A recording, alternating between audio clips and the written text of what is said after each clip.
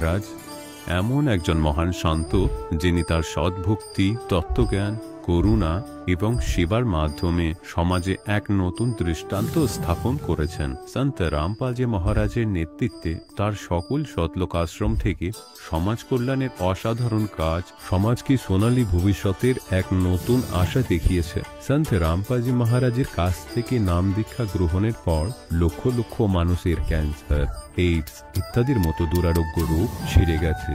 সন্তজির জ্ঞানে অনুপ্রাণিত হয়ে তার অনুগামীরা লক্ষ লক্ষ ইউনিট রক্তদান করেছেন। সন্তজি লক্ষ লক্ষ বোন ও কন্যার যৌতুক মুক্ত বিবাহ করিয়েছেন। সন্তজি লক্ষ লক্ষ মানুষকে নেশা থেকে মুক্তি দিয়েছেন। কোটি কোটি ভেঙে যাওয়া পরিবার আবার জোড়া লেগেছে। সন্তজির আশ্রমে সমাগমের সময় বিনামূল্যে চক্ষু চিকিৎসা, দন্ত চিকিৎসা প্রদান করা হয়। সন্ত রামপালজি মহারাজ সময়ে সময়ে পরিবেশ রক্ষার উদ্দেশ্যে ব্যাপক পর্যায়ে বৃক্ষরোপণ করেন। সন্তজি অভাবীদের তাৎক্ষণিক ত্রাণ সরবরাহের জন্য অ্যাম্বুলেন্স পরিষেবা চালু করেছেন। সন্তজি তার অনুগামীদের দেহদানের জন্য অনুপ্রাণিত করেন, যাতে মানবতার সেবা এবং চিকিৎসা ক্ষেত্রে উন্নতি হতে পারে। সন্ত রামপালজি মহারাজের সকল আশ্রমে প্রতিটি সমাগমে বিনামূল্যে ভান্ডারার আয়োজন করা হয়, যেখানে প্রতিটি শ্রেণী, প্রতিটি জাতি এবং প্রতিটি ধর্মের মানুষ একসাথে বসে খাবার খায়।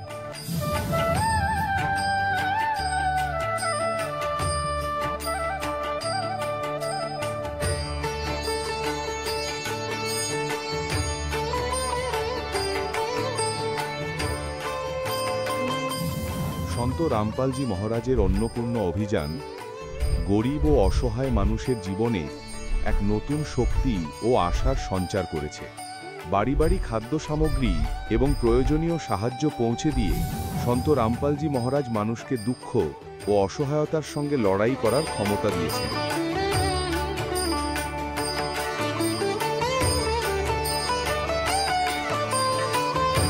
সন্ত রামপালজি মহারাজ কর্তৃক গরিব মানুষের জন্য বাড়ি বানানোর এই অসাধারণ কাজটি এক এমন দৃষ্টান্ত স্থাপন করছে, যা শতাব্দীর পর শতাব্দী ধরে সন্তজির উদারতা ও দয়ার প্রতীক হিসেবে পরিচিত হবে।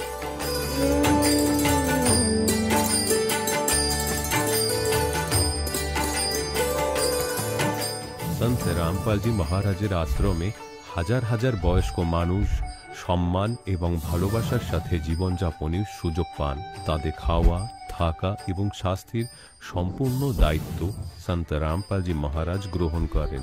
অনাথ শিশুদের জন্য সন্ত রামপালজি মহারাজের সকল আশ্রম কোনো আশীর্বাদের চেয়ে কম নয়। এখানে শিক্ষা, সংস্কৃতি এবং ভবিষ্যতের জন্য উন্নত সুযোগ প্রদান করা হয়। বন্যা হোক, ভূমিকম্প হোক বা মহামারী, সন্ত রামপালজি মহারাজ এবং তার অনুগামীরা সবসময় অসহায় মানুষের জন্য সবার আগে দাঁড়িয়ে থাকেন।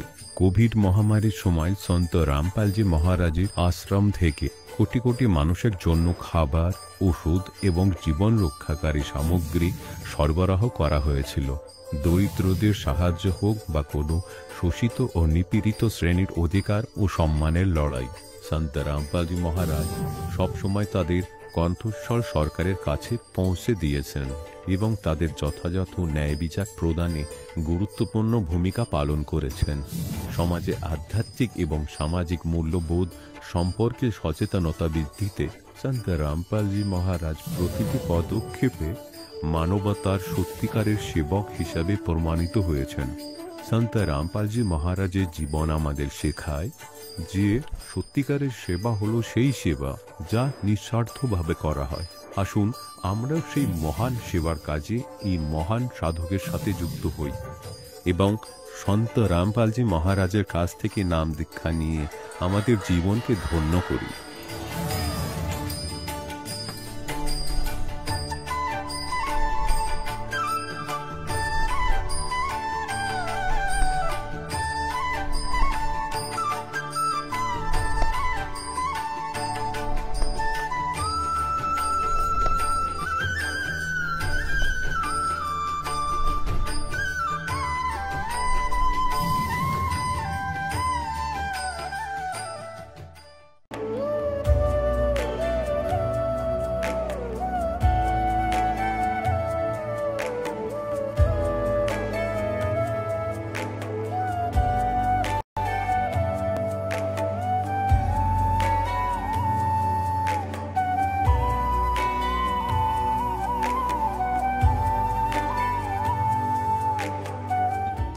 পরমাত্মার প্রাপ্তি এবং তার প্রকৃত লাভ পেতে পবিত্র বাইবেলে প্রমাণ রয়েছে যে প্রভু মানুষকে নিজেরই প্রতিরূপ সৃষ্টি করেছেন।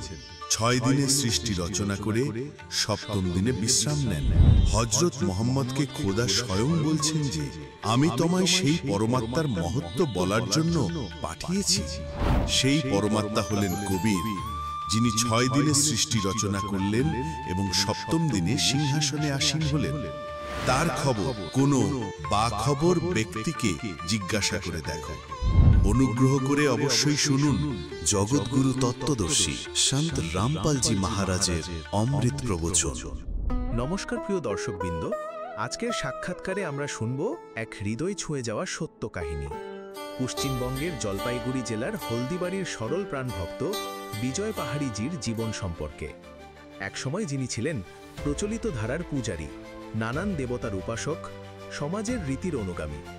কিন্তু এক গ্রাম্য ভক্তের মাধ্যমে তার হাতে আসে এক আশ্চর্য বই, জীবনের পথ। আর সেখান থেকেই শুরু হয় তার জীবনের মোড় ঘোরানো এক অলৌকিক যাত্রা। নেশা ছিঁড়েছেন, বিশ্বাস পেয়েছেন, আর পেয়েছেন প্রকৃত শান্তি। চলুন শুনে নিই বিজয়জির নিজের মুখে তার জীবন পরিবর্তনের কাহিনী। নমস্কার স্যার। নমস্কার। স্যার আপনার নাম? আমার নাম বিজয় পাহাড়ি। স্যার আপনি কোথা থেকে এসেছেন? আমি পশ্চিমবঙ্গের জলপাইগুড়ি জেলা থেকে এসেছি। স্যার সন্ত রামপালজি মহারাজের কাছ থেকে নাম দীক্ষা নেওয়ার আগে আপনি কি কি ভক্তি সাধনা করতেন? সন্ত রামপালজি মহারাজের স্মরণে আসার আগে আমরা পূর্বপুরুষেরা যেভাবে যেমন সব দেবী দেবতাদের পূজা করে আসতো, সেরকমভাবেই আমিও সেরকমভাবেই সব দেবী দেবতাদেরই পূজা করতাম। আর এভাবেই পূজা করেই যাচ্ছিলাম আর কি। স্যার আপনি বললেন যে আপনি বহু দেবতার ভক্তি সাধনা করতেন। তাহলে সন্ত রামপালজি মহারাজজি স্মরণে কিভাবে আসলেন? হ্যাঁ, এই আমাদের সন্ত রামপালজি মহারাজের একজন ভক্ত আছে আমাদের গ্রামেই। তো ওনার কাছ থেকে উনি আর কি একটা আমাকে জীবনের পথ বই দিয়েছিলেন। সেই বইটা পড়ে আমি কোনোদিনও ভাবিনি যে সন্ত রামপালজি মহারাজের যে সৎ ভক্তি এই বইয়ের মধ্যে লেখা আছে। তো আমি বইটা পড়া শুরু করলাম। বইটা পড়ে আমি দেখলাম যে কিছুই করছিলাম আমরা, যে যত দেবী দেবতাদের আমরা পূজা করছিলাম, তো সব তো আমরা উল্টোটা করছিলাম আর কি। তো সন্ত রামপালজি মহারাজের লেখা সেই জীবনের পথ বইটি পড়ে আমি বুঝতে পারলাম যে এগুলা করে তো আমাদের কিছু তাইলে লাভ হবে না। তখন আমি সেই সন্ত রামপালজি মহারাজের ভক্তের সঙ্গে যোগাযোগ করলাম। যোগাযোগ করার পরে উনিই আমাকে বললেন নাম দীক্ষা নিয়ে যদি ভালোভাবে ভক্তি করা যায় তাহলে অনেক কিছু লাভ পাওয়া যায়। তারপরে আমি শিলিগুড়ি নামদান সেন্টারে আসলাম। শিলিগুড়ি নামদান সেন্টারে এসে আমি সন্ত রামপালজি মহারাজের কাছ থেকে আমি নাম দীক্ষা প্রাপ্ত করি। স্যার আপনি বললেন যে সন্ত রামপালজি মহারাজের কাছ থেকে নাম দীক্ষা নেওয়ার আগে আপনি বহু দেবী দেবতার ভক্তি সাধনা করতেন। তারপরে জীবনের পথ বইয়ের মাধ্যমে আপনি সন্ত রামপালজি মহারাজজির স্মরণে আসলেন। সন্ত রামপালজি মহারাজজির স্মরণে আসার পর আপনার কি কি লাভ হলো? দেখেন, আমি সন্ত রামপালজি মহারাজের কাছে নাম দীক্ষা নেওয়ার আগে এত দেবী দেবতাদের পূজা করতাম, তাও আমার কিচ্ছু লাভ হয়নি। উল্টা আমরা যত আয় করতাম তার থেকে ব্যয় বেশি করতে হতো। আমরা অনেক যেমন যে আমাদের পূর্বপুরুষেরা আমাদের যেরকম রীতি রেওয়াজে অনেক রকম দেবী দেবতাদের অনেকভাবে পূজা করত। যেমন কালী পূজা করতাম, আবার অন্যান্য আমাদের সমাজের রীতি রেওয়াজ মতো সেই দেবী দেবতাদের অনেক কিছু দিয়ে পূজা করতে হতো। যেমন পায়রা দিয়ে পূজা করতে হতো, মুরগো দিয়ে পূজা করতে হতো, তারপর আবার পাঠা বলি দিতে হতো। এইসব অনেক কিছু বছরে বছরে করতে হতো। তো আমরা যত আয় করতাম তার থেকে ব্যয় বেশি করতে হতো। আর এইসব করে আমাদের দেখা যেত যে আজকেও সংসারের মধ্যে কিছু একটা অসুখ বিসুখ নানান রকমের সমস্যা লেগেই থাকতো। তো এখন সন্ত রামপালজি মহারাজের স্মরণে আসার পর আমরা দেখতেছি এত লাভ হয়েছে যে আর কি বলবো, মানে লাভের কথা আমি বলে মনে হয় শেষ করতে পারবো না। আর বিশেষ করে সেই সন্ত রামপালজি মহারাজের স্মরণে আসার পর আমি এখন দেখতেছি আমাদের সেই পুজো পার্বণগুলো আমাদের করতে হচ্ছে না। আমাদের সন্ত রামপালজি মহারাজ যে মন্ত্র দেবী দেবতাদের দিয়েছে সেই মন্ত্র জাপের মাধ্যমে এখন সব দেবী দেবতাদের আমাদের আর সেইভাবে আর আগের মতো পূজা করতে হচ্ছে না। এখন যেরকম অর্থ ইনকাম হচ্ছে, মনে করেন যে টোটালটাই আমার আর কি জমা থাকতেছে। তো এইভাবে আমার অর্থ সম্বলের দিক থেকে আমি অনেক উন্নতি আমার হয়ে গেছে, এই একটা আমার লাভ। আর এরকম অনেক আরও ছোটোখাটো লাভ আছে। সন্ত রামপালজি মহারাজের স্মরণে আসার পর আগে আমি অনেক নেশা করতাম, যেমন বিড়ি সিগারেট গুটখা থেকে শুরু করে আমি মদও খেতাম। তো আমি মদ খেয়ে আমি যেদিন মদ খেতাম সেদিন মোটামুটি ধরে নাও যে আমার কাছে যদি 1 লাখ টাকাও থাকতো তাও আমার পুরা পকেট খালি না করলে আমি ছাড়তাম না। তো এখন সেটা আমি সেদিন তো বুঝতে পারতাম না, পরের দিন হয়তো আমি ভাবতাম যে আমার এত লস হয়ে গেছে। তখন আমি নিজের ইচ্ছা থেকেই আমি ভাবতাম যে এগুলা করা ঠিক না, এটা খাওয়া ঠিক না। তখন আমি খুব চেষ্টা করি আর কি, মানে এই জিনিসটা ছাড়ার, কিন্তু আমি কিছুতেই ছাড়তে পারিনি। তারপর যখন সন্ত রামপালজি মহারাজের স্মরণে আসলাম, মানে কি করে যে আমি ওটা ভুলে গেলাম যে আমার মনে হচ্ছে যে আমি কোনো দিন নেশাই মনে হয় করিনি, এইরকম আমার হয়ে গেল। আমি যেদিন থেকে নাম দীক্ষা নেই তখন থেকেই আমার নেশা যে কিভাবে ছুটে গেল আমি নিজেও বুঝতে পারতেছি না। এই পর্যন্ত সন্ত রামপালজি মহারাজের স্মরণে আসে এখন এইসব মানে নেশাও আমি এখন আর করতেছি না, ওগুলার দিকে তো মনে যায় না, বা আমি ভাবতেছি এখন আমি মনে হয় কখনো এসব করতাম না। স্যার, আপনি বললেন যে সন্ত রামপালজি মহারাজের কাছ থেকে নাম দীক্ষা নেওয়ার আগে আপনি অনেকই নেশা করতেন, তারপর সন্ত রামপালজি মহারাজের কাছ থেকে নাম দীক্ষা নেওয়ার পর আপনার নেশা সমাপ্ত হয়ে যায়।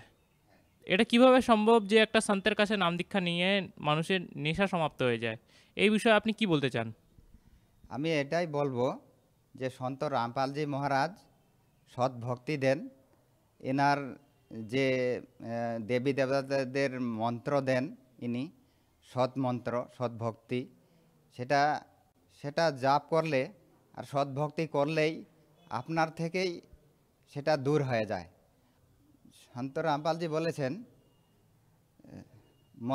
মদিরা পিবে কারোয়া পানি 70 জন্ম কুত্তে কি জানি।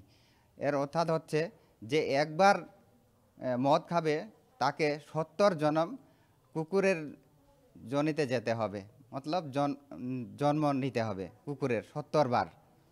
তো এই জন্য সেটাও যখন জ্ঞান হয়ে যাবে তখন নিজের থেকেই অটোমেটিক সবার মনে একটা ভয় আসবে যে একবার যদি আমি মদ খেয়ে নিই তাহলে 70 বার কুকুরের জনিতে আমার জন্ম নিতে হবে। তো এর থেকেও একটা ভয় আসবে। আর সন্ত রামপালজি মহারাজ যে সৎ ভক্তি দেন, মানে যত দেবী দেবতাদের মন্ত্র, সেই দেবী দেবতাদের পুজো করলে সৎ ভক্তি করলে এটা আপনার থেকেই নেশা, যে কোনো খারাপ কর্ম, এগুলা সব আপনার থেকেই দূর হয়ে যায়। আপনি বললেন কি সন্ত রামপালজি মহারাজের কাছ থেকে নাম দীক্ষা নিয়ে আপনার নেশা সমাপ্ত হয়ে গেল। আজকে যারা দর্শক আপনাকে দেখছে তারা নেশাতে পীড়িত আছেন, তাদেরকে আপনি কি বার্তা দিতে চান? আমি এটাই বার্তা দিব যে সন্ত রামপালজি মহারাজ বলেছেন, মদিরা পিবে কারুয়া পানি 70 জন্ম কুত্তে কি জানি। তো আমি যারা দেখতেছেন তাদের এটাই বার্তা দিতে যাব যে দেখেন, একবার যখন মদ খেলে 70 বার যদি কুত্তার জনিতে যেতে হয়, তাহলে এবার ভাবেন যারা যে বোতল বোতল করে খালি করে দিয়েছে তাদের এখন কতবার জন্ম নিতে হবে। তো আমি এটাই বলবো যে দেখেন, মানুষ জন্ম তো বারবার পাওয়া যায় না, তো এটাই বলবো যে সন্ত রামপালজি মহারাজের কাছ থেকে সৎভক্তি নিয়ে সন্ত রামপালজি মহারাজের স্মরণে এসে সৎভক্তি করে আপনাদের জীবন ধন্য করুন আর আপনার নিজের জীবনটাকে মোক্ষ প্রাপ্তি করুন। স্যার, সন্ত রামপালজি মহারাজের কাছ থেকে নাম দীক্ষা কীভাবে প্রাপ্ত করা যাবে? সন্ত রামপালজি মহারাজের ইউটিউব চ্যানেল আছে, সেই চ্যানেলে সৎসঙ্গ আছে, সেই সৎসঙ্গের নিচে একটা দাগ পট্টি দেওয়া আছে, সেইখানে সন্ত রামপালজি মহারাজের দেওয়া ফোন নাম্বার দেওয়া আছে, সেই ফোন নাম্বার নিয়ে যোগাযোগ করে সন্ত রামপালজি মহারাজের নামদান সেন্টার জেলায় জেলায় আছে, সেখানে যোগাযোগ করে নাম দীক্ষা প্রাপ্ত করতে পারেন। ধন্যবাদ স্যার। ধন্যবাদ। দর্শকগণ, এখন আপনি শুনলেন সন্ত রামপালজি মহারাজের থেকে দীক্ষা গ্রহণ করে সুখী হওয়া ভক্তের অভিজ্ঞতা। এখন দেখুন জগৎগুরু তত্ত্বদর্শী সন্ত রামপালজি মহারাজের মঙ্গল প্রবচন। আর সাপ দিয়ে দিলে তোমাদের বিনাশ হবে। সাধারণ ব্যক্তিদের থেকেও নিম্ন স্তরের ছিলেন এই লোকেরা, যাদেরকে মহর্ষি মনে করা হতো। একজন বয়স্ক মানুষ বড় মানুষের সঙ্গে কোনো বাচ্চা মজা করেও তাকে এত ভয়ঙ্কর অভিশাপ দিতে আছে। পুণ্যাত্মারা যেমন কারো হাতে বন্দুক আছে, পিস্তল আছে, এবং কোনো বাচ্চা মজা করলো আর তাকে গুলি মেরে দেয়, সে তো এক দুষ্ট লোক। কি হবে? সমর্থ সে তো জানে আমি কত ভয়ঙ্কর বস্তু নিয়ে ঘুরছি, কাকে কার ওপর প্রয়োগ করছি। সে নিজ ব্যক্তি হয় যে মজা করলেও এতটুকু সহ্য করতে পারে না। তো এই পরিস্থিতির ছিল এই ঋষিরা, তাদের কাছে হাতিয়ার ছিল বচনের এবং অভিশাপ দেওয়ার। তাই এখানে সূক্ষ্ম বেদে লেখা আছে যে দুর্বাসা কোপে তাহা ক্রোধিত হয়ে গেল, ওর সমঝ না আই নিজ, এটাও ভাবলো না আমি কি করতে চলেছি। আর 56 কোটি যাদব কেটে গেল, আর ওখানে মাছি রুধির কি টিচ, অর্থাৎ রক্তের তাণ্ডব শুরু হলো। রক্তের তাণ্ডব ছেয়ে গেল, 56 কোটি মানুষের সেখানে লাশ হয়ে গেল, আর নদী প্রবাহিত হয়ে চলল লহুর। তো এখানে পুণ্যাত্মারা না এই ভগবান সমর্থ যাদেরকে আমরা পূজা করতাম, আর না এই ঋষিরা এক আনার যাদের জ্ঞানই ছিল না। ওনারা এটাই জানতো না যে ভগবান কে। এরা ভগবানের জন্যই বেরিয়েছিল ঘর ছেড়ে, সাধনা করব, ভক্তি করব। আগুন, আরে আগুনের কাছে শীতলতার খোঁজ করতে লাগলো। আগুনে আঁচের ওপর হাঁটার অভ্যস্ত হয়ে গেল। একটু আজকেও আমরা সামান্য আগুনের আজকেই আমরা সুখ মনে করছি। জूठे सुख को सुख कहे ये मान रहा मन मोद, ये सकल चबीना काल का कुछ मुख में कुछ गोद। এখন পরমাত্মা কি বলেন? भाई तन दर सुखिया कोई न देखा, जो देखा सो दुखिया हो, उदय अस्त की बात करे मने, सबका किया विवेका हो, सबका किया विवेका हो। तन दर सुखिया कोई न देखा, जो देखा सो दुखिया हो, उदय अस्त की बात करे मन, सबका किया विवेका हो, सबका किया विवेका हो। भाई घाटे बाधे सब जग दुखिया, के गृहस्थी बैरागी हो, घाटे बाधे सब जग दुखिया, के गृहस्थी बैरागी हो। सुख देव ने दुख के डर से गर्भ में माया त्यागी हो, गर्भ में माया त्यागी हो। तंदर सुखिया कोई न देखा, जो देखा सो दुखिया हो, उदय अस्त की बात करते हैं मन, सबका किया विवेका हो, सबका किया विवेका हो। भाई जंगम दुखिया योगी दुखिया, तपस्वी को दुख दूना हो। जंगम दुखिया योगी दुखिया, तपस्वी को दुख दूना हो। आशा तृष्णा सब में व्यापे, कोई महल न सुना हो। कोई महल न सुनाओ तन दर सुखिया, कोई न देखा जो देखा सो दुखिया हो। उदय अस्त की बात करते हैं, मन सबको कियो विवेक हो, सबका किया विवेक हो। भाई साच कहूं तो जग न मने, पर झूठ कही ना जाई हो। साच कहूं तो ये जग न माने, पर झूठ कही ना जाई हो। ये ब्रह्मा विष्णु शिव जी दुखिया, जिन ये राह चलाई हो, जिन ये राह चलाई हो। तन दर सुखिया, कोई न देखा जो देखा सो दुखिया हो। उदय अस्त की बात करते हैं, मन सबका किया विवेक हो, सबका किया विवेक हो।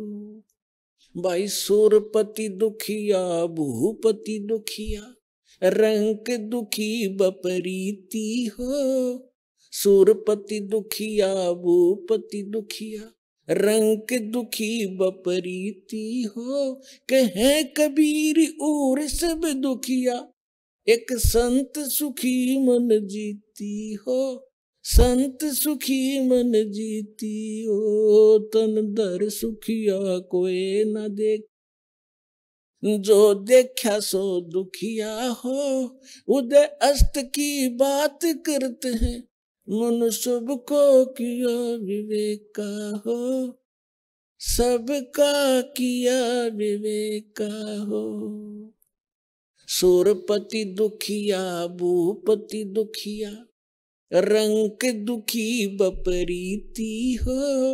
सूरपति दुखिया भूपति दुखिया, रंक दुखी बपरीति हो। कहे कबीर और सब दुखिया, एक संत सुखी मन जीती हो, संत सुखी मन जीती हो। तन दर सुखिया कोई न देखा, जो देखा सो दुखिया हो। उदय अस्त की बात करते हैं, मन सबका किया विवेक हो, सबका किया विवेक हो।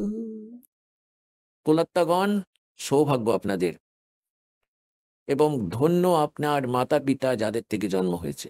আপনারা ওই অমূল্য বচন শোনার সুযোগ পাচ্ছেন, যা ব্রহ্মা বিষ্ণু মহেশের ছিটে ফোঁটা অবধি লাগেনি এই জ্ঞানের, যা আপনার উপর বর্ষা করে দিয়েছেন ভগবান। কখনো সিডির মাধ্যমে, কখনো সৎসঙ্গের মাধ্যমে, কখনো চিপের মাধ্যমে। পরমাত্মা পরমাত্মা আপনার আত্মার ওপর বর্ষা করছেন। আর এই জ্ঞানে একবার পরিপূর্ণ হয়ে যান আপনি, দেখবেন ভগবান এখানেও সুখ দেবেন। আর সৎ লোকেও যাবেন, যেখানে কখনো মৃত্যু হয় না, কখনো বৃদ্ধ অবস্থা আসে না, কোনো জিনিসের অভাব নেই ওখানে। এবার যেটা প্রসঙ্গ চলছে, যে যেই লোকে আপনি বাস করছেন এখানে অগ্নিবৃষ্টি হচ্ছে, আর যেখানে আঁচ একটু কম, হালকা আগুন আছে, আমরা সেটাকে সুখ ভেবে বসে আছি। তাই কি বলছেন যে যে घाटे बाधे सब जग दुखिया, और के गृहस्थी बैरागी हो। এখন দেখুন পুণ্যাত্মারা পরমাত্মার পাওয়ার জন্য যারা বাড়ি ছেড়ে দিয়েছে, আমরা তাদেরকে বৈরাগী মনে করতাম, সন্ন্যাসী বলতাম। এখন এই বৈরাগ্য প্রাপ্ত করা এবং সন্ন্যাসী হওয়া আমরা কোথা থেকে গ্রহণ করলাম? কোন গ্রন্থ থেকে প্রাপ্ত করলাম আমরা এই জ্ঞান? শ্রীমদ্ ভগবদ গীতা অধ্যায় নম্বর 3 শ্লোক নম্বর 4, 5, 6, 7 স্পষ্ট বর্ণনা করা হয়েছে যে অর্জুন, যদি তুই কাজ ছেড়ে দিয়ে কর্ম সন্ন্যাসী হয়ে যাস, জঙ্গলে গিয়ে বসিস, তোর নির্বাহ কি করে হবে? পেট কি করে চলবে? এই জন্য তুই কাজও কর আর ভক্তিও কর। তাহলে এটা কোথা থেকে পেল যে জঙ্গলে ঘর ছেড়ে দিয়ে চলে গেল, জঙ্গলে গিয়ে সুখ হবে? জঙ্গলে কি করে সুখ হবে বনের ভেতরে?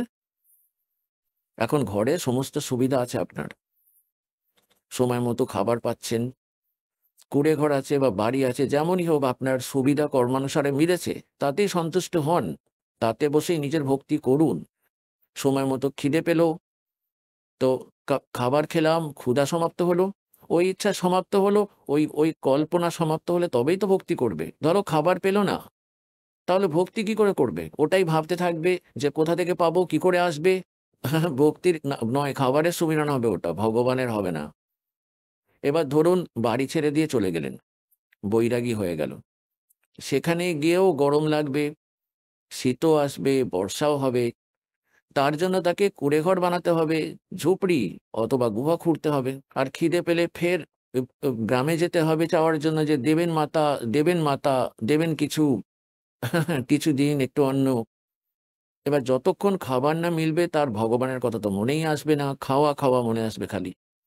তাই পরমাত্মা বলছেন, কবির বলতেন যে সাধনা করা উচিত, যেটা তার নিয়ম আছে সেটা তোমরা তো জানোই না। আপনারা ফলে এটাই ভেবে বসেন যে তাদেরই ভগবান মিলবেন, হয়তো যারা জঙ্গলে চলে যায়, দাঁড়িয়ে থেকে তপস্যা করে, ধুনির ওপর উত্তপ্ত হতে থাকে। এসব তো মূর্খের সাধনা ছিল। পরমাত্মা বলেন যে দম্ভ করে, দম্ভ মানে ভণ্ডামি, লোক দেখানো ড্রামা করে, বসে পড়বে কোথাও ধুনি লাগিয়ে, উঁচু মতো স্থানে গিয়ে বসবে, যাতে খুব দূর থেকে সবাই দেখতে পাবে, যাতে দুনিয়ার লোক আসতে থাকে আর তার পুজো করতে শুরু করে যায়। দুমকারে ডুম্বুর চারেই, ডুম্বের মানে পাহাড়ের ওপর বসে পড়ে ওই লোকেরা, নকলিরা। डंब करें डूंगर चढ़े अंतर झीनी झूल और जग जाने बंदगी करें बो सुल बबूल। होय होय। পরমাত্মা তার সূক্ষ্মবেদে বলেছেন যে দুনিয়ার জনতা তো এটাই ভাববে যে এ তো বড়ই ভক্তি করছে, বড় মহাপুরুষ, হয়তো ধুনি লাগিয়ে বসে আছে, আবার কাপড়ও ত্যাগ করেছে, ল্যাঙ্গট বেঁধে রেখেছে। আর পরমাত্মা বলেন যে জগ জানে বন্দেগি করে, ভক্তি করে, এ বোবে সুল বাবুল, তপস্যা করে। যে তপস্যা তারা করে, যেমন দুর্বাসা খুব তপস্যা করেছিলেন, আর কি প্রাপ্ত করলো? আগুন ভরে নিল নিজের মধ্যে। তো এগুলো হলো অকাজ সিদ্ধির, বচন দিয়ে কারণ নাশ করে দেওয়া।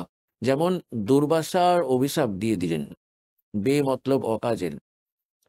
ওটা তার, ওটা ব্যাড অ্যাকাউন্টে লেখা হলো যে ওই 56 কোটি মানুষ ব্যক্তি সে মেরে ফেলেছে বচন দিয়ে। এবং এটা তার ব্যাড অ্যাকাউন্টে লেখা হবে যখন সে কুকুরের জনিতে যাবে, দুর্বাসা, তার মাথায় পোকা হবে, ওই 56 কোটি জীবাত্মা তাকে কুড়ে খেতে থাকবে। তাই তাই এখানে বলা হয়েছে तुमने उस दरगाह का मैल नहीं देखा और धर्मराज के तिल तिल का लिखा। তো এই বিষয়ে এখানে বলছেন যে জগ জানে বন্দেগি করে। পরমাত্মা বলেন বাণী, ইয়ে বয়ে সুল বাবুল, এরা তো কাঁটা বুনে নিল নিজের ভবিষ্যতের জন্য। সিদ্ধি টিদ্ধি পেয়ে কাউকে বেনিফিট দিয়ে দিল, কারোর ক্ষতি করে দিল, দুটোতেই নিজের ভক্তি ক্ষীণ করালো, ওদিক থেকে পাপও জড়ো করে নিল। তারপর কি বলতে চাইছেন পরমাত্মা, যে যে ঘাটে বাজে সব জগ দুঃখিয়া, যেমন কারোর লোকসান হয়ে গেল ব্যবসার মধ্যে, সেও দুঃখী, স্বাভাবিক, দুঃখ তো হবেই দুঃখী। এবং যার অত্যাধিক বেনিফিট হয়ে যায়, ধরুন কারো 1 লাখ টাকার লাভ হলো ব্যবসায়, সে 5 লাখের কাজ শুরু করে দেবে আর 4 লাখ টাকা ঋণ নেবে, তারপর তাতে গিয়ে লোকসান হয়ে গেল। এদিকে যে যে ঋণ নিয়েছে, ধরুন লোকসানও হলো না, কাজে চলতে শুরু করলো, কিছুদিনের মধ্যে সেই পাওনাদাররা তারা শুরু করে দেবে আশা। কখনো ফ্যাক্টরিতে ধর্মঘট হবে, কখনো কিছু হয়ে যাবে, রাতে ঘুম হবে না। বলা হয় এখানে ক্ষতি হলে তাও দুঃখী, আর লাভ হলো তাও দুঃখী। घाटे बाद सब दुख दुखिया और के गृहस्थी बैरागी हो। বৈরাগী হয়ে জঙ্গলে গিয়ে বসলো, ওখানেও খিদে পাবে, সমস্যা হবে, গ্রীষ্ম, শীত, বর্ষা, মাথায় শিল পড়লে মাথা ফাটিয়ে দেবে, তার জন্য কুঁড়ে ঘর বানালো, তারপর বাসনও আনলো ওদিক থেকে চেটে, আবার সেই সব জড়ো করে নিল যেটা ছেড়ে এসেছিল ঘর থেকে। কি লাভ হলো জঙ্গলে গিয়ে বসাতে? ঘরে সময় মতো অন্ন পাচ্ছ, রুটি পাচ্ছ, খাওয়ার আর ভোজন করো, নিজের কাজও করো, নির্বাহ করো। তো এটাই বাস্তবিক উপায়, এটাই ছিল। কিন্তু নকলিদের দেখে আমাদের সত্যতা প্রাপ্ত হলো না। আমরা এটাই ভাবতে থাকলাম যে এদেরই ভগবান মিলবেন, তবু আমরা ছোটখাটো নিজেদের স্বস্তির জন্য ভগবানকে স্মরণ করতেই থাকতাম। সেটাও পদ্ধতি সঠিক ছিল না। कहते हैं घाटे बाद सब जग दुखिया के गृहस्थी बैरागी हो। और सुखदेव ने दुख के डर से गर्भ में माया त्यागी हो। এখন মায়ের গর্ভে বাচ্চারা তাদের ভবিষ্যতের এবং পূর্ব জন্মের সব মনে থাকে, যে আগের জন্মে আমি কি কি ভুল করেছি, এতবার মনুষ্য জীবন আমি পেয়েছি, আমি কিভাবে তা নষ্ট করে ফেলেছি। সন্ত পূর্ণ পাইনি, সাধনা সঠিক করা হয়নি, এটা ওটা করে সিদ্ধিপ্রাপ্ত করে নিজের জীবন নষ্ট করেছি, তারপর 84 লাখ যোনি ভুগেছি আমি। এই সমস্ত ইতিহাস দেখতে থাকে, পূর্বের ব্যাকগ্রাউন্ড ট্রেলার চলতে থাকে তার সামনে। আগামী জীবনও সে দেখতে পায় যে তখন আমার সাথে কি কি ঘটবে। তো ফলে সে ভাবে যে হে ভগবান, এইবার এই নরক থেকে বের করুন দাতা, আগে যা ভুল করেছি তা করেছি, এবার আর ভুল করব না, পরম সন্তকে খুঁজব, কেবল ভক্তি করব, আপনাকে স্মরণ করব, পিছু ছাড়ব, জন্ম মরণের রোগ কাটাবো এবং কেবল নিজের জীবিকা নির্বাহের জন্য, জীবিকার জন্য আমি সিম্পল ভাবে থাকবো, আর নির্বাহের জন্য কাজও করব, কিন্তু ভক্তি অবশ্যই করব, মূল উদ্দেশ্য জেনে করব, আমায় একবার বের করে দিন দাতা। তো এই কথাটা মনে করেই সুখদেব ঋষিজি 12 বছর ধরে গর্ভ থেকে বাইরে এলেন না। তারপর ব্রহ্মা বিষ্ণু মহেশ এখানকার ব্যবস্থাপক, এনাদের চিন্তা হলো, কাল এদের প্রেরণা করলো, রিমোট তো তার হাতে আছে। তারা মিটিং করলো যে ভাই, এক সুখদেব নামে ঋষি আছে, এক শিশু আছে, গর্ভ থেকে বাইরে আসছে না, 12 বছর হয়ে গেল। এইভাবে যদি এই নিয়ম আমাদের খারাপ হয়ে যায়, তাহলে বোনেরা 12 বছর ধরে শিশুকে গর্ভে থাকলে তো মহাদুঃখী হয়ে পড়বে। শিশু তো 9 মাসটাই মুশকিল হয়ে যায় এই বোনেদের মায়েদের জন্য গর্ভে রাখাটা। তারা ভাবলো, ভাই চলো, উনি ঋষি, একজন আত্মা, উনার কাছে প্রার্থনা করি, তাকে বলি, তাকেই রাজি করাই। তো ওই 3 জনে চলে এলেন। 3 জনে এসে বলল, ভাই সুখদেব, তুই বাইরে আয়, এইভাবে আমাদের পরম্পরা খারাপ করিস না। তখন সে বলল যে ভগবান, বাইরে বেরোলেই আপনাদের ত্রিগুণময়ী মায়াতে এই জীব এত অন্ধ হয়ে যায়, তার অতীত ভবিষ্যতের কিছু মনে থাকে না। আপনারা এই আপনাদের মায়া থামিয়ে দিন, তবে আমি বাইরে আসবো, কিছুক্ষণের জন্য থামিয়ে দিন। তারা বলল, ভাই দেখো, এটা আমরা থামাতে পারবো না, এটা আমাদের ক্ষমতার বাইরের কাজ, আমাদের মধ্যে এক এমন গুণ ভরে রেখেছে, এটা আমাদের জন্য আটকানো সম্ভব নয়। তখন সুখদেব বলল, তাহলে আমি বাইরে আসবো না, তা সে 20 বছর থাকতে হোক বা 100 বছর থাকতে হোক। তখন তারা শেষে একটা নির্ণয় করলো যে আমরা বেশিক্ষণ রাখতে পারবো না, আমাদের শরীর ফেটে যাবে, আমরা কেবল এইটুকু সময় থামাতে পারবো, এই যে দেখে নাও কতক্ষণ। সুখদেবজি বললেন, আপনি এইটুকুই থামিয়ে দিন এটাকে। তো যখন তিনি বাইরে এলেন, তৎক্ষণাৎ তাদের ত্রিগুণ 3 গুণের যে এফেক্ট আছে আমাদের উপর, তৎক্ষণাৎ প্রভাব ফেলে। ওই সময় যখন সে মায়ের গর্ভ থেকে বাইরে আসবে, তারা এতটুকু সময় থামালো, এইটুকু সময়ের মধ্যে বাইরে বেরিয়ে এলো এবং চলে গেল।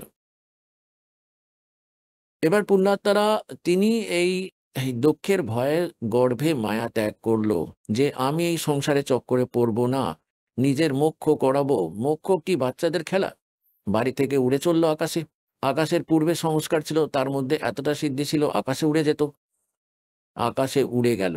পরবর্তীতে মাটিতেও নামতে হবে তো, নইলে আকাশে কতদিন থাকবে? খাবারও খেতে হবে, স্নান টান ইত্যাদি করতে হবে, ফের পৃথিবীর ওপর ফিরে এলো আবার। বলার অর্থ হলো যে ফলের এই আগের পূর্ব জন্মের ভক্তির শক্তিতে কিছু সিদ্ধি চলে আসে, আর ওই সিদ্ধিগুলি থেকে আমরা মনে করি যে তিনি বড় মহাপুরুষ।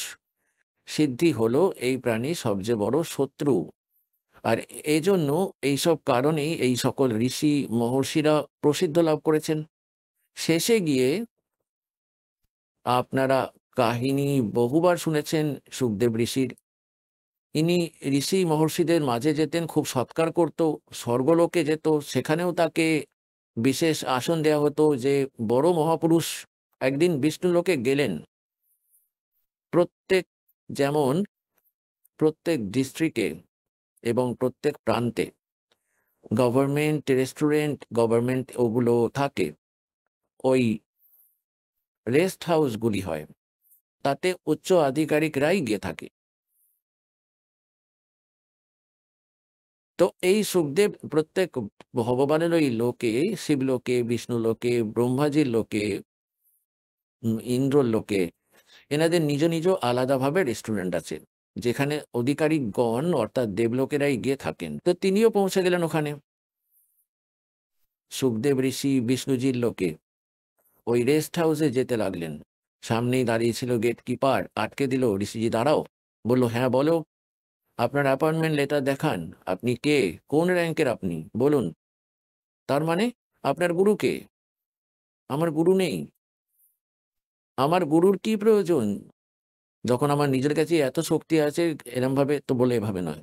এই রেস্ট হাউসে সেই আসতে পারবে যার কাছে এই যার অ্যাপয়েন্টমেন্ট হয়ে থাকবে। বলার অর্থ হলো যে কোনো আধিকারিক হতে হবে, গুরু যে ধারণ করে থাকবে, আর গুরুও মান্যতা প্রাপ্ত হতে হবে। নকল গুরুর এখানে অ্যালাউড নেই।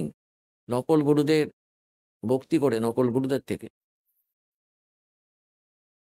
তো ঋষি ওই সুখদেব অনেকক্ষণ ধরে ওদের সাথে চেষ্টা করলো, কিন্তু তারা ফাইনাল বলে দিল যে না, বিষ্ণুজির আদেশ।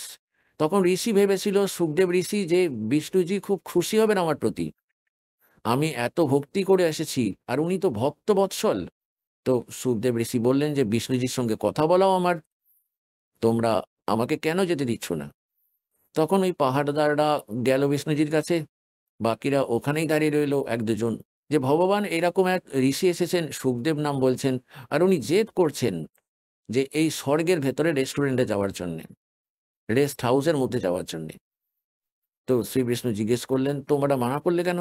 তো উনি বললেন যে ওনার গুরু নেই কেউ, নিগুরু তিনি, অধিকারী নন। আর আপনারই আদেশ যে নিগুরু ব্যক্তি হবে, যার গুরু না থাকবে, তার অ্যালাউড নয়। আদেশ করুন ভগবান, কি আদেশ আপনার? যে না, একদম ঠিক, যাওয়া যাবে না। এবার সে তো জেদ করছে যে ভগবানের সঙ্গে কথা বলেই ফেরত যাব, নয়তো এখানেই বসে থাকবো। ভগবান বিষ্ণু এলেন বাইরে। এখন ঋষিজি তো মনে এটাই ভাবলেন যে বিষ্ণুজি খুব শাবাশি দেবেন আমাকে, আর উনি ভাবছিলেন যে এই পাহারাদার, গেটকিপার, এরা আমায় জেনে বুঝে হয়রান করছে। শ্রী বিষ্ণু এসেই আমাকে বুকে জড়িয়ে ধরবেন। ভক্তবৎসল ভগবান তিনি, সত্যগুণী তিনি। যখন ভগবান শ্রী বিষ্ণু এসে জিজ্ঞেস করলেন যে ঋষিজি, কিসের বাদ বিবাদ আছে আপনার, এখানে কিভাবে এসেছেন? তো অর্ধেক ফিউজ তো ওখানেই উড়ে গেল, যে ভগবানের চেহারা দেখে, যে আজ ঠিকঠাকভাবে কথা বলছেন না।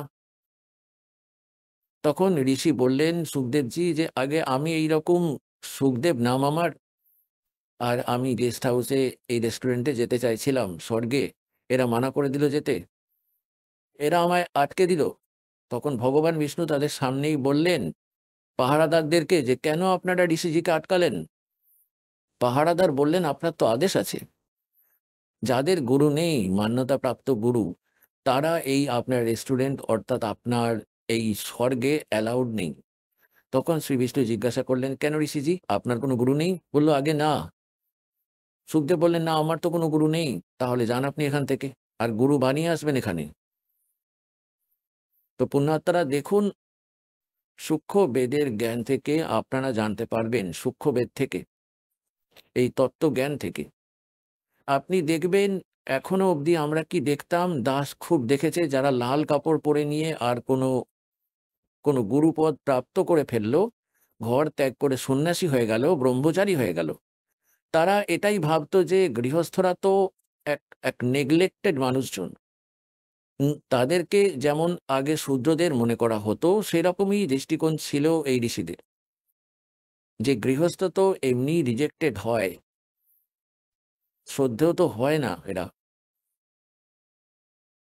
এবার সুখদেব ঋষি বললেন, আগে আমি কাকে গুরু বানাবো? আমার যোগ্য গুরু পৃথিবীর ওপর নেই। ভগবান বললেন যে ঋষিজি, এটা তোমার ভ্রম, তোমার অহংকার কথা বলছে। এবার আপনি যান, রাজা জনককে গুরু বানান। ওই হয়ে রাজা জনককে গুরু বানাবেন, যিনি সীতার পিতা হয়েছিলেন, সেই রাজা জনক। এবার রাজা জনকের তো অনেক কটি রানী ছিল, গৃহস্থলী ছিল, এবং ভক্তও ছিল। এখন সুখদেব ঋষি এতটাই অহংকারী যে গৃহস্থ লোকেরা, রাজা লোকেরা আমার চরণ স্পর্শ করে, আর আমি এক গৃহস্থকে গিয়ে, রাজার কাছে গিয়ে নমস্কার করব? কেননা গুরু বানালে তো প্রণাম করতেই হবে, দণ্ডবত করতেই হবে, এবং মাথা নত করতেই হবে। অহংকার মাঝে চলে এলো। ওখান থেকে তো চলে এলো, কিন্তু সে অন্য স্বর্গে গিয়ে, কমন স্বর্গ হলো ইন্দ্রের লোক, সেখানে সে চলে যেতে পারত। যখন সেখানে আবার গেল, সেদিন তার মুখ শুকিয়েছিল। অন্যান্য যে দেবতা সেখানে ছিল তারা বলতে লাগলো, ঋষিজি আজ কি ব্যাপার, বিষণ্ণ দেখাচ্ছে তোমায়। তখন ঋষি বললেন যে এরম এরম আমি বিষ্ণু লোকে গিয়েছিলাম, ভগবান আমাকে স্বর্গে প্রবেশ করতে মানা করে দিলেন। তো যতজন ওখানে বুদ্ধিমান ভক্ত সন্ত মহাত্মা বসেছিলেন, ঋষি ও দেবতা, তারা বলতে লাগলেন, কথাটা তো ঠিক বুঝলাম না সুখদেব, আপনার কথাটা আমাদের মাথায় ঢুকলো না যে ভগবান বিষ্ণু আর আপনাকে এভাবে অনাদর করলো আপনার, না মানে বিস্তারিত বলুন কি হয়েছে।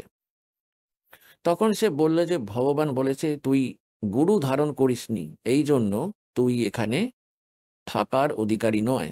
তখন ওই মহাপুরুষগণ যারা ওখানে বসেছিলেন বুদ্ধিমান, তারা বললেন যে সুখদেব আপনার কোনো গুরু নেই? আগে না, আমার কোনো গুরু নেই, ধিক্কার তোমার জন্মকে। সকল দেবতা একসাথে বললেন যারা বুদ্ধিমান ছিলেন, কি করবে তুমি এই মাটিটার? এই ব্যাটারি চার্জ আছে তোমার, কিছুদিনের মধ্যে শেষ হয়ে যাবে এই সকল সিদ্ধি।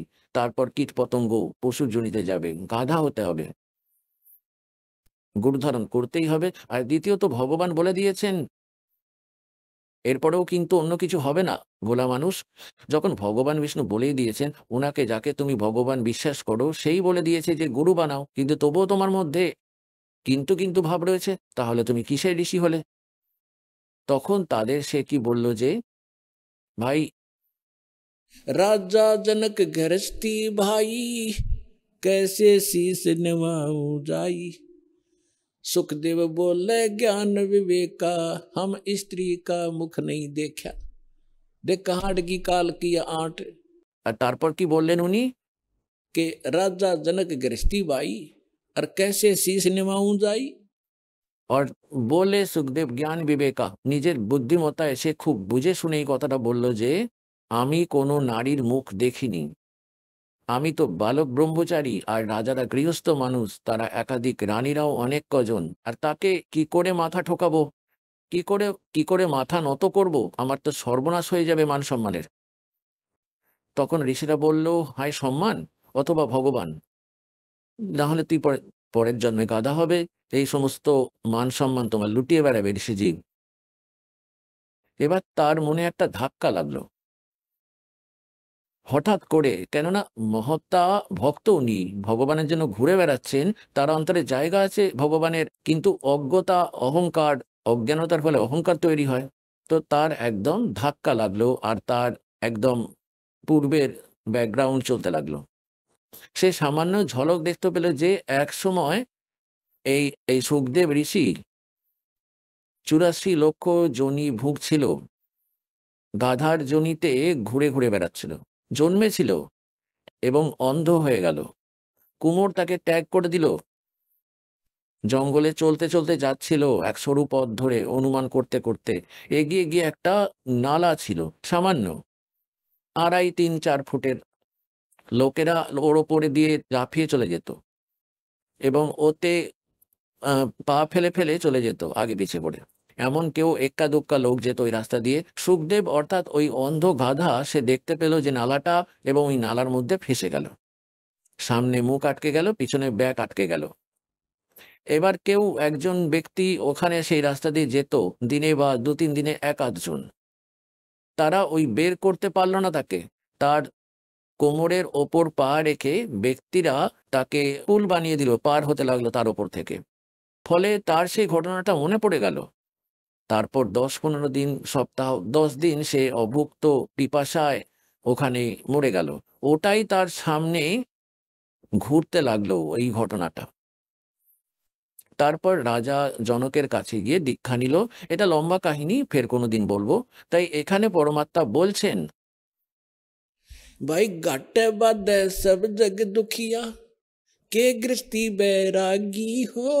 सुखदेव ने दुख के डर से गर्भ में माया त्यागी हो, गर्भ में माया त्यागी हो। এখন এটাই বলতে চেয়েছেন যে তোমরা এই ছোটখাটো সুখকেই সুখ বলছো, আর ওই মহাপুরুষ তিনি গর্ভেই জেনে গিয়েছিলেন যে ভয়ঙ্কর দুঃখ নামবে আমার ওপর, এবং সে ঘরও ত্যাগ করলো, পরমাত্মার জন্য ঘুরে বেড়াচ্ছিল, কিন্তু অহংকার জন্মে গেল তার ভিতরে, আর কিছুই হওয়ার ছিল না। যাই হোক, একটু আধটু তার প্রাপ্ত হওয়ার কথা ছিল, সেটা রাজা জনকের কাছে উপদেশ নিয়ে বিষ্ণু পর্যন্ত ভক্তি করলো সে। তারপর কি বলছেন পরমাত্মা, যে যে এই সব সাধনার দ্বারা ও তাদের জ্ঞান দ্বারা আপনি সব জেনেও গেলেন, তবুও সমাধান কমপ্লিট না থাকার ফলে ফের দুঃখ যে কে সেই। আর আমরা যেই সাধনা বলতে যাচ্ছি সেটা করলে তবেই এই রোগ কাটবে, সর্বদার জন্য সুখ হবে। सुखदेव ने 84 भुगती बना पजावे खरबो, तेरी क्या बुनियाद परणी तू पेंडा पंथ पकड़बो। কি বলতে চাইছেন ভগবান? যে সুখদেব ঋষি 84 ভুগতি 84 লক্ষ জনিতে কষ্ট পেল, এমন মহাপুরুষ। আর বানা পাজাবে খারবো, খার মানে গাধা, আর পাজাব মানে কুমোরের যে সিস্টেম থাকে। और तेरी क्या बुनियाद प्राणी तू पेंडा पंथ पकड़बो। তাহলে তোর কি ক্ষমতা আছে যেখানে এমন ঋষিরাও বিরান মাটি হলো সাধনাবলী করে? এখন আমরা যে পেন্ডা মার্গ পথ, যে ওয়ে অফ ওয়ার্শিপ, পূজার মার্গ তোমাদের বলে দিচ্ছি, এটাকে গ্রহণ করো, এতেই লাভ হবে। তারপর কি বলছেন? के जंगम दुखिया जोगी दुखिया, तपस्वी को दुख दूना हो, आशा तृष्णा सब में व्यापे, कोई महल ना सुनो हो, कोई महल ना सुना हो। জঙ্গম দুঃখিয়া, যোগী দুঃখিয়া, তপস্বী কো দুঃখ দু না হো। তপস্বীরা কি করে? এক জন্মে ঘোর তপস্যা করে, পরের জন্মে সে রাজা হয়ে যায়। तब से राज राज मदमानम, और जन्म तीसरे शुक्र सवानम। আগামী জন্মে গাধা জন্ম নেয় রাজা, তৃতীয় জন্মে। এক তো প্রথম জন্মে তপস্যা করলো, শরীরকে খুব কষ্ট দিল, পরের জন্মেই রাজা হয়ে গেল। রাজা মহা দুঃখে থাকে, স্বপ্নেও সুখ হয় না এখানকার রাজাদের। আপনাদের তো বলেই দিলাম, বলা হয় তপস্বী কো দুঃখ দু না হো। প্রথমে তপস্যা করতে গিয়ে দুঃখ, তারপর রাজত্ব করতে গেলে স্বপ্নেতেও ঘুম আসে না, রাতেও কখনো ঘুম আসে না, মদ পান করে শুয়ে থাকে রাতে। এই ছোট ছোট সুখ পরবর্তী জন্মে গাধার জনিতে যাবে তৃতীয়বারে। तब से राज राज मदमानम, और जन्म तीसरे शुक्र सवानम। কুকুর এবং গাধা হতে থাকে। ওই দুর্বাসা ঋষির কাহিনী আপনাদেরকে শুনিয়েছিলাম। সে হাজারো বছর তপস্যা করলো আর এই প্রাপ্তি করলো, নাশ করার সাধনা করলো। এই প্রকার আবারও বলছেন যে के साच कहूं तो जग नहीं माने, पर झूठ कही ना जाई हो, ये ब्रह्मा विष्णु शिव जी दुखिया, जिन ये राह चलाई हो। যারা এখানে এই জন্ম পালন ও মৃত্যুর যে এখানে মার্গ চালনা করছেন, এরা তিনজনেই দুঃখী। তারপর কি বলছেন? যে ভূপতি দুঃখিয়া, অর্থাৎ পুরো পৃথিবীর শাসক সেও দুঃখী। সুরপতি দুঃখিয়া, ভূপতি দুঃখিয়া। সুরপতি ইন্দ্র, সে মহাদুঃখী। আর রঙ্ক দুঃখী বা প্রীতি হো, গরিব মানুষ তো এমনিতেই স্বাভাবিকভাবে দুঃখী। রঙ্ক দুঃখী বা প্রীতি হো, এটাই তো রীতি যে গরিব এমনই দুঃখে থাকবে, সমস্ত বিপদ গরিবের ওপরই বেশি আসে।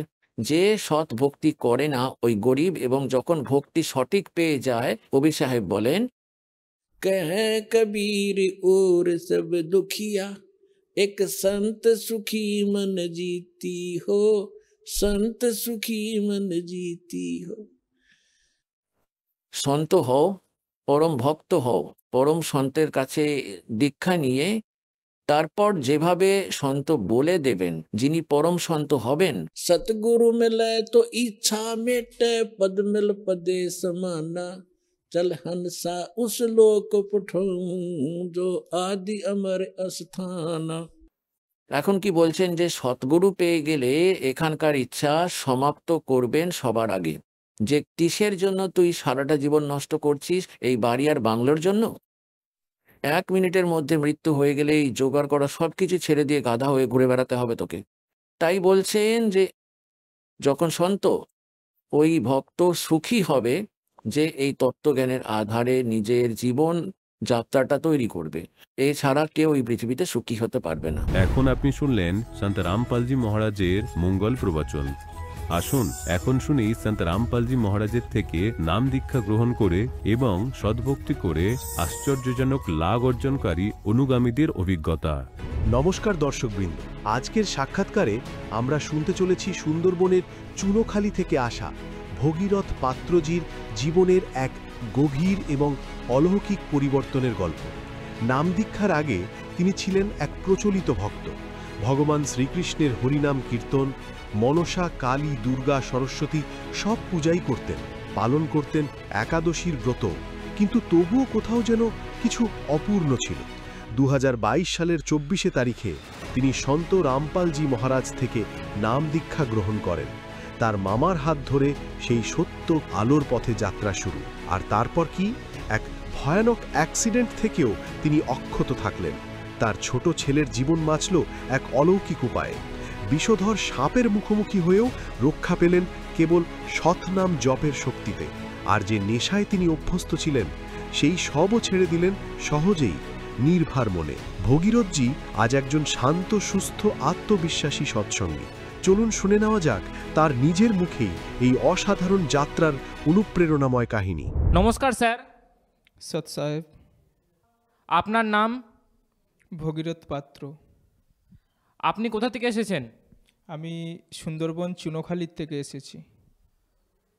সন্ত রামপালজি মহারাজের কাছ থেকে নাম দীক্ষা আপনি কবে নিয়েছেন? আমি সন্ত রামপালজি মহারাজে 2024 নাম নিয়েছি। সন্ত রামপালজি মহারাজের কাছ থেকে নাম দীক্ষা নেওয়ার আগে আপনি কোনো ভক্তি সাধনা করতেন? হ্যাঁ, করতাম। কি কি ভক্তি সাধনা করতেন? ভগবান শ্রীকৃষ্ণ হরিনাম কীর্তন করতাম, তারপরে মনসা পুজো করতাম, দুর্গাপুজো, তারপরে কালী পুজো, সরস্বতী পুজো, লক্ষ্মী পুজো, তারপরে একাদশী ব্রত, নানান রকম যেরকম ব্রত থাকে সমস্ত কিছুই করতাম। স্যার, যেমন কি আপনি বললেন আপনি হরিনামের কীর্তন করতেন, একাদশী করতেন, কালী পুজো করতেন, তাহলে সন্ত রামপালজি মহারাজের কাছে নাম দীক্ষার খোঁজ আপনি কোথা থেকে পেলেন? সন্ত রামপালজির খোঁজ আমি পেয়েছি, আমার এক গ্রামে এক মামা, তিনি নাম নিয়েছিলেন, তার কাছ থেকে এই খোঁজটা আমি পেয়েছিলাম। তারপরে তিনি একটা জ্ঞান গঙ্গা একটা পুস্তক আমাকে দিয়েছিল। একদিন পরেই আমি সেই মামাকে আমি বলেছিলাম যে মামা, তুমি আমাকে একটু নিয়ে চলো সেখানে, আমি ওখানে যেতে চাই। তা ওটা আমি নাম নিয়েছি ডায়মন্ড হারবার সেন্টারে। তো ওখানে গিয়েই আমি মামাকে নিয়ে আমি ওখানে গেছি। ওখানে গিয়ে আমি ওখানেই নাম দীক্ষা নিয়েছি। স্যার, আমরা শুনেছি সন্ত রামপালজি মহারাজের কাছ থেকে নাম দীক্ষা নেওয়ার পর অনেকজনেরই অনেক লাভ হয়, তাহলে আপনার কি কি লাভ হয়েছে? প্রথমেই তো আমার এই যে আধ্যাত্মিক লাভ, এটা তো আমার হয়েইছে। তারপরে আমার একটা বড় একটা অ্যাক্সিডেন্ট হয়েছিল। আমি টোটো চালাই, তা আমার টোটোর সামনে পুরো শটা পুরো ভেঙে একেবারে গুঁড়িয়ে গিয়েছিল, কিন্তু আমার একটুও টাচ হয়নি, আমার গায়ে একটুও লাগেনি। আমি এখানেই অবাক হয়ে গিয়েছিলাম যে এটা কি করে এইরকম হতে পারে। মানে স্যার, আপনি বললেন আপনার অ্যাক্সিডেন্ট হয়েছিল, তাহলে কিসের সাথে আপনার অ্যাক্সিডেন্ট হয়েছিল? অটোর সঙ্গে অ্যাক্সিডেন্ট হয়েছিল, অটোর সঙ্গে। আর কি কি লাভ হয়েছে? আরেকটা লাভ হয়েছে, আমার ছেলে, মানে আমি যখন সন্ত রামপালজি দ্বিতীয় নাম মন্ত্র যখন নিতে আসি, তখন এই ইয়েটা ঘটেছিল যে আমার ছোট ছেলে, আমার দুটো ছেলে, আমার ছোট ছেলেটা গলায় দড়ি নিচ্ছিল, কিন্তু সেখানে ওর মা বাইরে রান্না করছিল আর সে ঘরের ভিতরে ওইরকমভাবে গলায় দড়ি নিচ্ছিল। মানে দোলের দিন ছিল, হোলির দিন, তা কি জানে কি হয়েছিল জানি না, কিন্তু সে গলায় দড়ি নিচ্ছিল। সেখান থেকে অনেকক্ষণ পরে তারপরে ওর মা বলে ও ঘরে ঢুকেছে, ও এখনও বেরোচ্ছে না কেন, কই দেখি। গিয়ে দেখে যে এইরকমভাবে গলায় দড়ি নিচ্ছিল সে। তারপরে সবাই মিলে কান্নাকাটি করে, তারপরে এটা মানে এইরকমভাবে আমার গুরুজি সন্ত রামপালজি তিনিই আমাকে রক্ষা করেছেন, আমার ছেলের প্রাণ বাঁচিয়েছেন। আরেকটা লাভ হয়েছিল যে আমার মানে আমি যে রাস্তা দিয়ে যেতাম, হচ্ছে সেখানে একটা সাইডে ঘর ছিল, তা সব মাটির রাস্তা ছিল। তা সেখান থেকে আমি সকালবেলায় আমি গাড়ি চালানোর উদ্দেশ্যে আমি বেরিয়েছিলাম। তা সেখানে একটা পুরো মানে একটা সাপ, ঠিক এইরকম বড় একটা সাপ মানে ফোনা তুলে দাঁড়িয়েছিল। তা আমি ওটাকে খেয়াল করিনি, আমি সৎনাম জপ করতে করতে আমি কাজে বেরিয়ে যাচ্ছিলাম। তারপরে সে মানে ফোনা তুলেই দাঁড়িয়েছিল। তা আমি তাকে খেয়াল করিনি যে সে সাইডে ছিল বলে আমি তার পাশ দিয়ে চলে গেছি, কিন্তু সে আমাকে কিছু করেনি। আমি পাশ দিয়ে চলে গেছি, একদম ওর কাছের থেকেই চলে গেছি, সে পুরো ফোনা তুলেই দাঁড়িয়েছিল। তারপরে হঠাৎ করে ঘুরে দেখি সে দাঁড়িয়েছিল, একটা বিষাক্ত সাপ ছিল। তা সন্ত রামপালজি দয়াতে, তার কৃপাতে আমি অনেকটা বেঁচে গেছি, সে আমাকে কোনো আঘাত করেনি। সন্ত রামপালজি মহারাজের দয়ায়, সন্ত রামপালজি মহারাজের কৃপায় এখন সবই ঠিকই আছে, সবই ভালো আছে, সবাই সুস্থ আছে। আর এই নাম হচ্ছে দীক্ষা নিয়ে আমিও খুব ভালো আছি, আমার ফ্যামিলির সবাই ভালো আছে। স্যার, আপনি কোনো নেশা ভান করতেন? হ্যাঁ, নেশা ভাঙ করতাম। ওই বিড়ি, সিগারেট, তারপরে মদটা খুব একটু কমই খেতাম, কিন্তু এগুলো সমস্ত কিছু খেতাম। স্যার, আমরা শুনেছি সন্ত রামপালজি মহারাজজির শিষ্যরা নেশা থেকে দূরে থাকে, তাহলে কি আপনি এখন নেশা ছেড়ে দিয়েছেন? হ্যাঁ, আমি মানে সন্ত রামপালজি মহারাজের কাছ থেকে দীক্ষা নেওয়ার পরেই থেকেই একদম পুরো সমস্ত কিছু হচ্ছে নেশা ভাঙ সমস্ত কিছু ছেড়ে গেছে, আর কিচ্ছু নেই, এখন আমি কোনো কিছু নেশা করি না। স্যার, সন্ত রামপালজি মহারাজের কাছ থেকে নাম দীক্ষা নেওয়ার পরে আপনার বহুত লাভ হয়েছে, যেমন আপনার অ্যাক্সিডেন্ট থেকে আপনি বেঁচে গিয়েছেন, এবং এছাড়াও আপনার বহু লাভ হয়েছে। তাহলে আপনি আমাদের দর্শকগণকে কি বার্তা দিতে চান? আমি দর্শকদেরকে এটাই বার্তা দিতে চাই যে আপনারাও আসুন, এই লাভ আপনারাও পান। সন্ত রামপালজি মহারাজ, ওনার কাছ থেকে দীক্ষা নিলে তবে আপনারা সবাই লাভ পাবেন, আর আপনার জীবন সুখী হবে এবং পরমাত্মার দর্শন হবে, পরমাত্মার কাছে আমরা সবাই যেতে পারবো। সন্ত রামপালজি যে ভক্তি দেয়, সেই ভক্তি আপনারা সমস্ত শাস্ত্র, বেদ থেকে শুরু করে, পুরাণ থেকে শুরু করে সমস্ত শাস্ত্র এটা বুঝে তারপরে আপনারা নাম দীক্ষা নিন আর আপনার নিজের কল্যাণ করুন। স্যার, সন্ত রামপালজি মহারাজের কাছ থেকে নাম দীক্ষা নিতে হলে কি করতে হবে? সন্ত রামপালজি মহারাজের কাছ থেকে নাম দীক্ষা নেওয়ার জন্য সৎসঙ্গ শুনলে, তার সৎসঙ্গ চ্যানেল আছে, সেই চ্যানেলের মাধ্যমে নিচে যে নাম্বার চলে সেই নাম্বারে আপনারা যোগাযোগ করলে আপনারা যোগাযোগ পেয়ে যাবেন, ওখান থেকেই আপনারা নাম দীক্ষা নিতে পারবেন। স্যার, সন্ত রামপালজি মহারাজের কাছ থেকে নাম দীক্ষা নেওয়ার জন্য কোনো পয়সা লাগে? না, এতে কোনো পয়সা লাগে না। ধন্যবাদ স্যার। সৎ সাহেব।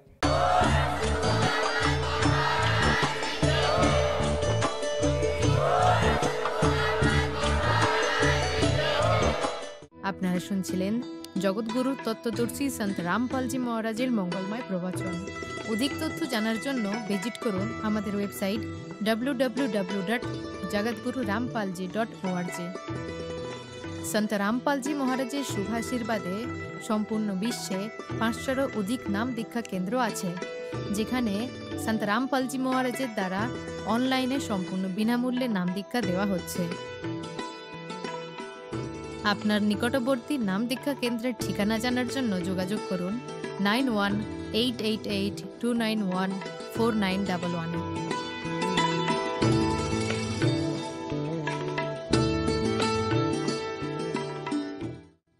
জগৎগুরু তত্ত্বদর্শী সন্ত রামপালজি মহারাজের পবিত্র সান্নিধ্যে ভক্তির আলো জ্বালাতে এবং ভক্তদের সত্য ভক্তির পথ দেখানোর উদ্দেশ্যে পশ্চিমবাংলার জনপ্রিয় চ্যানেল রাত দিন বাংলা চ্যানেলে জগৎগুরু তত্ত্বদর্শী সন্ত রামপালজি মহারাজের মঙ্গল প্রবচনের সম্প্রচার প্রতিদিন দুপুর 1টা থেকে 2টো আর রাত 7টা থেকে 8টা পর্যন্ত করা হচ্ছে। এই সত্য ভক্তি পথকে গ্রহণ করার জন্য আরও বেশি করে এই সত্য সৎসঙ্গ সম্প্রচার দেখুন। এই সৎসঙ্গ প্রবচনের সরাসরি সম্প্রচার সন্ত রামপালজি বাংলা সৎসঙ্গ ইউটিউব চ্যানেল এবং সন্ত রামপালজি বাংলা সৎসঙ্গ ফেসবুক পেজেও দেখতে পারেন। যদি জিজ্ঞেস করেন মদন মিত্রর পছন্দের চ্যানেল কোনটা, আমি বলবো রাত দিন বাংলা। এবং এই চ্যানেলের ওপর নজর রাখুন, যে কোনো সময় দেখবেন এই চ্যানেলে আমি আছি এবং আপনাদের জন্য অনেক খবর নিয়ে এই চ্যানেলের মধ্যে দিয়েই জনগণের কাছে পৌঁছব। আমি বলি রাত দিনের যে যারা এই চ্যানেলটা চালাচ্ছেন, আমি প্রথমেই তাদের ধন্যবাদ জানাবো যে তারা নির্ভীকতার সঙ্গে এবং নিরপেক্ষতার সঙ্গে সংবাদ পরিবেশন করছেন। আমি এই রাত দিন চ্যানেলের শ্রীবৃদ্ধি কামনা করি এবং মনে করি এই রাত দিন চ্যানেল মানুষের